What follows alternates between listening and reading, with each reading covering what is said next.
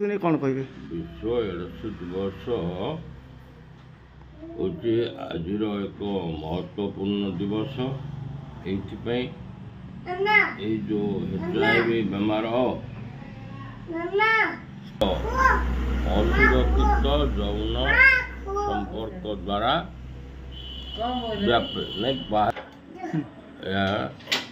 तेणु असुरक्षित यौन संपर्क दूर करने बहुत सचेतन कार्यक्रम निया जाउची। विशेषकर आम ओडिशार बहु लोक विदेश जाउचंती पेट पोषापे बहुत दिन से माने रहिबा फल विदेश रे तांकर यौन लालसा वृद्धि होउची। से यौन लालसा को आयत्त न करी से अंचल रे जो स्त्री लोक माने आक्रांत एड्स सहित संपर्क